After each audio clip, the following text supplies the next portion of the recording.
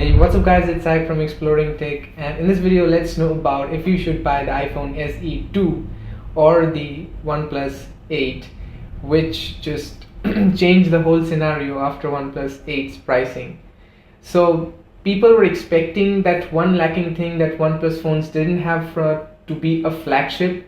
That was the camera, and as it turns out that OnePlus did stand up on people's expectations by improving the camera like to a really good extent. But this isn't about the camera. So when it comes to specs and comparison, the OnePlus 8 absolutely crashes the iPhone SE 2, but leaving aside the A13 Bionic, which is like the absolute champ when it comes to mobile processing unit.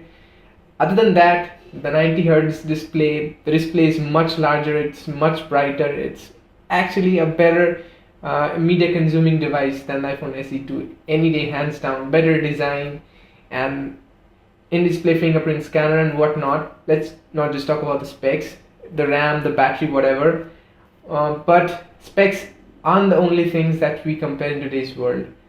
So in today's market, it's like changing like crazy, and companies are kind of expanding their range. Whereas Apple used to be the company that used to sell absolutely premium phones, they are coming down slowly towards the budget segment. Whereas OnePlus started as a phone which used to be a flagship killer, but at a mid-range price, and the company is now starting to creep up its price as per year to enter that premium mobile market, as we call it. So things right now are in a bit of chaos, and choosing a phone is not that easy as it used to be a couple of years back. Not a couple of years back, but maybe 4 to 5 years back. So things have gotten a little haphazard nowadays, and to choose a phone you really need to dive deep inside to see all the nitpickings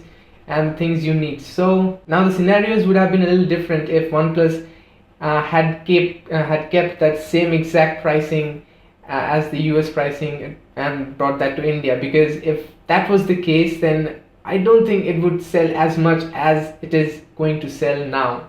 OnePlus just changed the game by pricing it so aggressively, especially the OnePlus 8 Pro at 54,999. That is a killer deal, dude. That's something out of the world or I don't think anyone even thought about a pricing like that for the OnePlus 8 Pro. Yes, people did expect the OnePlus 8 to be priced a little aggressively, but OnePlus 8 Pro just blew people away, and so did they to me. So when it comes to buying options and choosing your phone, it really comes down to your preferences and the kind of buyer. So with the iPhone, you absolutely get when you compare it with an OnePlus 8, it is like full packed with features and stuff, and it's spec'd out basically for that price. And the iPhone at that price, I don't think is nearly as spec'd out even to any other Android smartphone, just leaving aside that A13 Bionic chip. That is just a beast for that body. But with Apple, you're definitely gonna get that same ecosystem, that I think iPhone grade camera or iPhone 11 grade camera, that's going to be, I think, still better than the OnePlus's camera, but you get more options with the OnePlus 8. So camera and the processing unit, those are the only things that I can see are a plus point for the iPhone SE 2, whereas OnePlus 8 just has everything you might need. So I think the iPhone SE 2 is for those buyers who are either trying to get into the Apple ecosystem and try out their first Apple iPhone, but do not want to spend a huge bulk of money. So then the iPhone SE 2 makes perfect sense for them. Or if it's like they come from a very old generation iPhone, like the iPhone SE first generation or the iPhone 6, 6s, I don't think even if someone owns an iPhone 7 should buy this one. If they do, then it's going to be on a pure basis of processing power. That's about it. The screen, the body, it's just too small for it. It would be awkward for them to come down. It would be a step down for them when it comes to this. Or if you are trying to give a phone to your some friends or like your grandfather or grandmother, that's the case for the iPhone SE 2. But even then, the A13 chip is like overkill for them for the phone. Anyway, so I don't see another case or another scenario for where you are trying to buy the iPhone SE 2.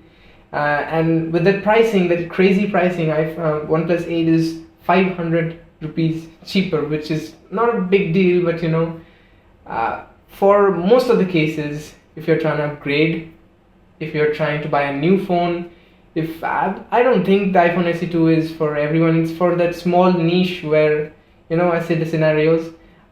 Basically, a OnePlus 8 is the way to go for.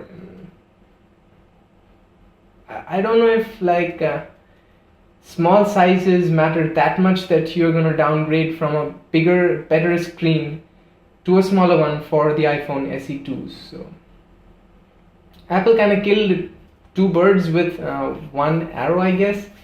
They extended the budget range for the iPhones, and they also, I don't know, it's kind of weird that Apple is releasing a phone, and it's a weird combination actually. Nevertheless, both the phones are pretty interesting choices, I guess, but I think predominantly the OnePlus 8 is going to be the winner for this generation. It's feature packed, it has everything that you need. The two things that are going to be predominantly better on the iPhone SE 2 is going to be the processing power and the cameras, I guess, because it's going to have that main sensor from the iPhones and the same grade computing processing images. So that's going to be some high level thing, but other than that, it's the OnePlus 8. So that's about it. Thanks for watching. Let me know what phone are you most interested in the comments below. And if you like the video, hit the like button, hit the subscribe button. I'll catch you guys in the next one.